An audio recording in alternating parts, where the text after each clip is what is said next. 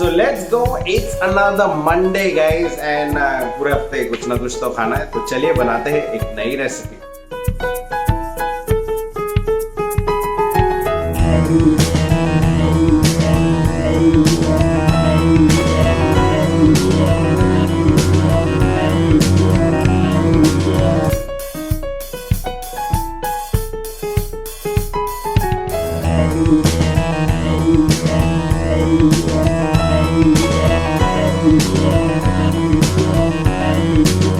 तो जैसा कि आप लोग ने देखा, today's recipe is really simple pita bread की recipe. Yes, you can make pita bread at home. बहुत इजी है पीटा ब्रेड बनाने के लिए। एंड पीटा ब्रेड एक ऐसी रेसिपी है जो वेरी क्लोज टू अस है, मतलब हमने बहुत ही इजीली एक्सेप्ट कर लिया है पीटा ब्रेड को। एंड इसे बनाने में कोई स्ट्रेस, कोई झंझट नहीं है, बहुत इजीली बन जाता है।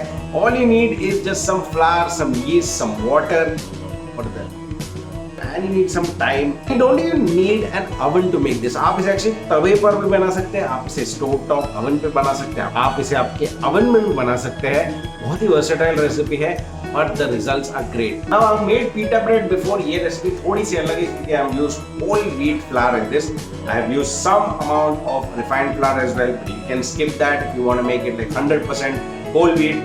I just feel like अगर आप refined flour निकाल देते हैं तो less elastic हो जाती है. It tastes a little more like chapati, and that's why I use refined flour. Pita bread is a great vessel for making those quick sandwiches at home. One of the reasons that I'm making pita bread is for pita pockets, because I can add whatever filling I want to this and eat it. अब आप इसे plane हमस के साथ भी खा सकते हैं, या हमस के साथ फलाफल डाल दीजिए, एक सैंडविच बना दीजिए. It will be fantastic. And और कुछ नहीं गाइस, बहुत टाइम वेस्ट कर लिया, चलिए देखते हैं कैसे बनाएंगे हम घर पे homemade whole wheat pita bread. So let's go guys, very easy recipe. Whole wheat flour ले लीजिए, उसमें मिक्स करेंगे some refined flour, just mix that all together. इसके बाद एक वेल बनाएंगे इन द सेंटर, एंड इस वेल में डालेंगे some yeast which have mixed with some water, थोड़ा सा शक्कर, नमक मैं भूल गया था ये रेसिपी में, तो please at least 1 teaspoon of salt is required. Now just mix all that flower and start kneading the dough. This dough needs to be kneaded for at least 3 to 4 minutes till it's nice and smooth. And अगर आपको लगता है थोड़ा सा पानी लगेगा, definitely add a little bit of water. The dough has to be smooth but soft to touch. And in a little while it will come all together. You can see how nice and smooth that dough is now.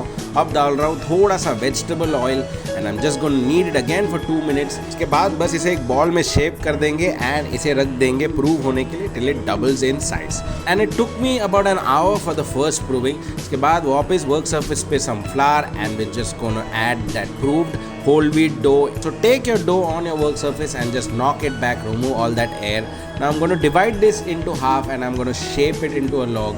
इसके बाद मैं equal size के portions cut करूँगा from this log and इसके बाद इसमें से हम roll out करना शुरू करेंगे each portion. तो एक पीस ले लीजिए, just apply a little bit of flour so that it doesn't stick and just start rolling it out. काफ़ी पतला नहीं, चपाती के साइज का अगर आप बना देंगे that will be just enough. And this next step is really important because you need to prove these flat chapatis as well. It has to prove for at least 15 to 20 minutes. क्योंकि ये step अगर आप skip कर देंगे it will not form that pocket. Since I am making this on my stove top, एक थाली पे थोड़ा सा रवा डाल दूंगा and इसके ऊपर डाल दूंगा the proved pita bread, and this guys is going straight into my stove top oven. आप इसे preheated oven में भी पका सकते हैं and देखिए थोड़ी देर में रेडी हो जाता है. I'm just going to flip it over and get a little bit of color. That's it guys, that is the recipe of the pita bread. देखा कितना easy and simple recipe है.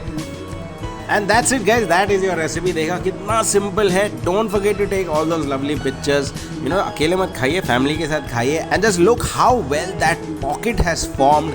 अब ये pocket में आप डाल दीजिए आपका मनपसंद filling. Now I'm going to put some chicken with some garlic mayo that I've made over here. Add a little bit of lettuce and that's it guys. All I need to say now is happy eating guys. So, जैसा कि आप लोग ने देखा, simple recipe, simple ingredients, बहुत easily बन जाएगा. I know you guys are gonna love this recipe. Please make it. If you make it, don't eat it alone. Share it with your family and friends. Don't forget to take those pictures and tag me in those pictures so that I can share it on my social media handles. And और कुछ नहीं guys, कहीं भी देख रहे हो, don't forget to like, share, follow and subscribe. Show me that love and support, and I'll see you guys tomorrow with another recipe. Till then, bye bye.